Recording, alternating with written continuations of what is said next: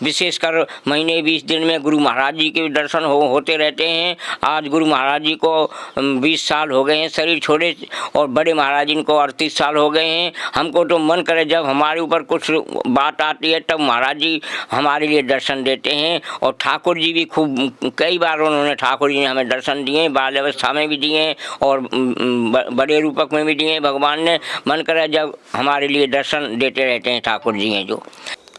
नमस्कार दोस्तों, जनता की आवाज़ में एक बार फिर स्वागत करता हूं। संतों की सीरीज़ में अगली कड़ी में आज मैं आया हूं रास बिहारी दास जी। जी हां, उन संतों का नाम तो वृंदावन में बहुत सारों ने सुना है, लेकिन आज मेरा सौभाग्य है कि मैं उनके दर्शन करूंगा। वो बालपन के संत हैं, जी हां, बच्चापन के संत हैं, और आज उनकी उम्र कम से कम 90 साल के हैं। और इतने भजन है, लोगों का कहना है कि भजनानंदी है। संत भी वहाँ के जो वृंदावन के इनके बारे में चर्चा करते हैं, इनके बारे में जो भक्तमाल में जैसे बात आती है तो इनका भी नाम आता है आज के समय में। तो इनकी हम आज सत्संग लेंगे। आप सभी से निवेदन करूंगा संतों की सीरीज के बारे में, और जो मैं ला रहा हूं इस सीरीज में क्या सुधार करना चाहिए या किस प्रकार के सवाल जोड़ना चाहिए, मुझे व्यक्तिगत कमेंट कर सकते हो। स्क्रीन पे नंबर दिए गए हैं, वीडियो में कमेंट कर सकते हो, मना नहीं करूंगा। आपका छोटा भाई कन्हैया हाजिर है। और जो भाई कह रहे हैं कन्हैया क्यों चेंज दिखाई दे रहा है, हो सकता है वो हमारी कंटिन्यू सीरीज नहीं देख रहे हैं। कल के वीडियो, परसों के वीडियो एक बार देखोगे तो आपको समझ आ जाएगा मैं किस कारण की वजह से, जैसे कि सर मुंडवाया है, क्योंकि हमारे कोई एक्सपायर होता है तो वहाँ पर ये क्रिया की जाती है। ज़्यादा बात ना करते हुए अब संतों की सीरीज में आज हम रास बिहारी जी दास जी के पास चलते हैं, उनके पहले आशीर्वाद लेते हैं, फिर आज की सत्संग शुरू करते हैं। पहले तो महाराज जी मेरी तरफ से और देखने वाले सभी दर्शकों की तरफ से आपके चरणों में दंडवत। महाराज जी, जैसे कि मैंने सुना है कि आप बाल्यावस्था से ही सन्यासी हैं। बालपन से मैं पकड़ लेता हूँ। महाराज जी, जैसे कि सबसे पहले एक चीज़ जानना चाहता हूँ, जीवन का मूल मंत्र क्या है और भक्ति कैसे प्राप्त कर सकते हैं? जीवन का मूल यह है, गुरु महाराज की शरण में जाओ सबसे पहले, और गुरु महाराज जी इनकी कुछ सेवा करो। सेवा करने से ही गुरु महाराज जी कुछ आशीर्वाद देते हैं। गुरु जी इनको आशीर्वाद मिलने से ही हमारे लिए बहुत बढ़िया स्थिति प्राप्त होती है, और हमारे लिए हर कोई जान जाएगा ये गुरु की कृपा हमारे ऊपर तो भैया अत्यंत कृपा है गुरु महाराज की। गुरु दोनों महाराज जी, बूढ़े महाराज जी, श्री हरिदास जी महाराज, उनकी भी श्री गोपाल दास जी महाराज भागवत भूषण वक्ता थे। उनके ही आशीर्वाद से और आज हम भी इस स्थिति में गुरु महाराज जी के चरणों में बैठे हुए हैं। महाराज जी, जैसे कि आपने बाल्यावस्था से सन्यासी हैं, और आज आपकी कितनी उम्र हो गया? 80-90? आज मेरी की नहीं, इतनी नहीं है, मेरे साथ 70-72 के लगे ढगे है। हाँ, 72 समझो मेरी उम्र। अच्छा, हाँ, मतलब बच्चापन से आप सन्यासी हैं। आज तक का आपका जीवन का अनुभव कैसा रहा?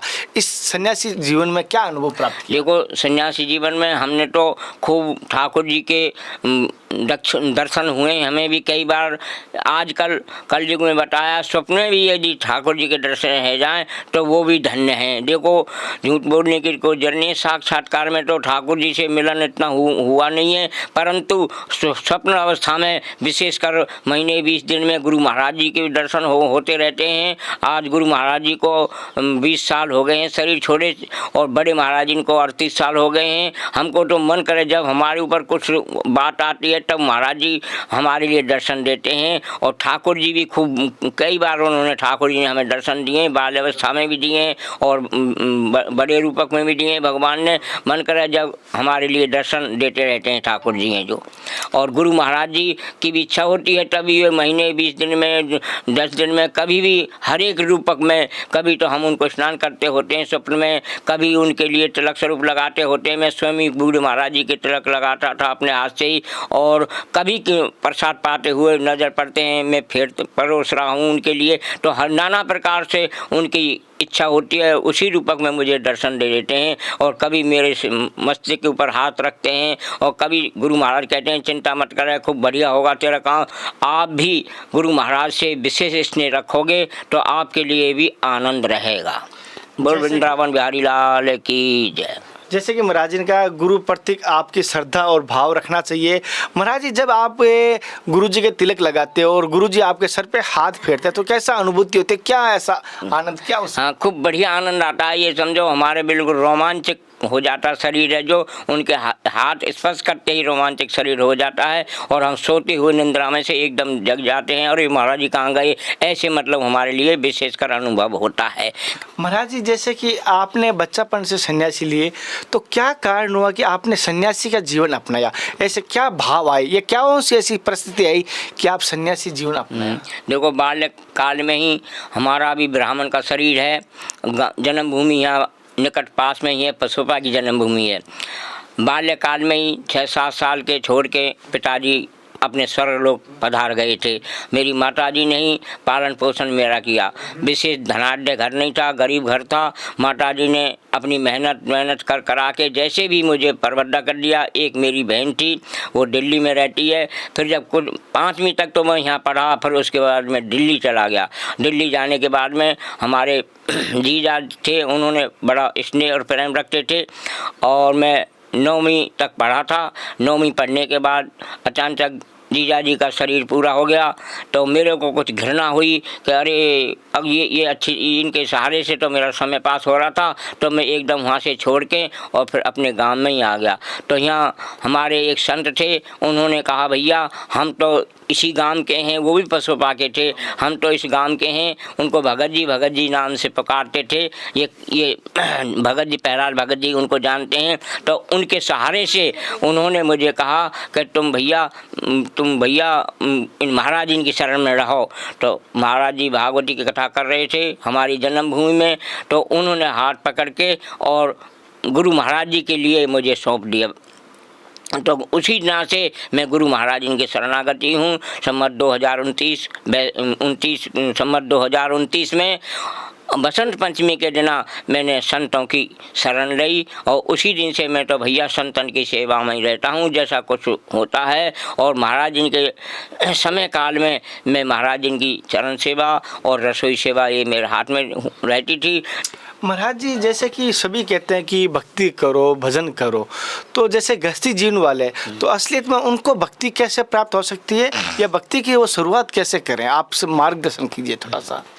देखो, भक्ति कई प्रकार की होती है, तो ये चारों चीज़ बराबर की मानी जाती। भक्ति, भक्त, भगवंत, गुरु, चतुर नाम बप एक, ये चारों एक ही हैं। तो हम गुरु जी की सेवा करेंगे तो हमारे लिए भगवान के दर्शन भी होंगे, भक्ति भाव होगा।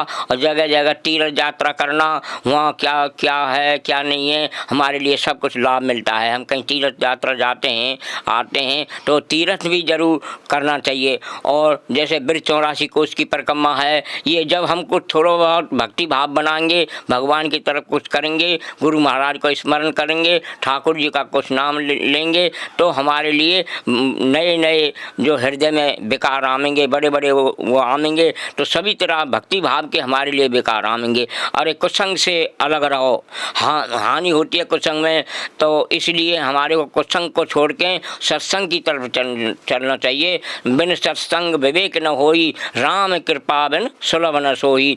बिना सत्संग के हमारे लिए ज्ञान प्राप्त नहीं होता है। इसलिए संतों, शिवरी मैया के लिए भगवान के प्रथम भक्त संतन कर संगा, तो भैया संतों को हम संग करेंगे तो हमारे लिए भक्ति की प्राप्ति होगी और उनका आशीर्वाद होगा।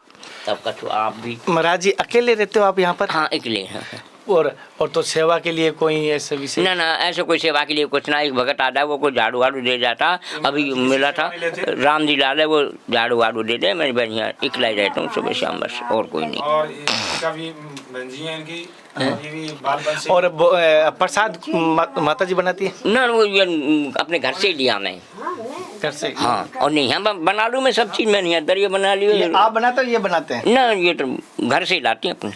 ये ना रहे हैं, ये तो घर अभी आई हैं थोड़ी देर, ये ना रहे हैं। अच्छा, घर ठाकुर जी। तुम्हारे तो घर है जी।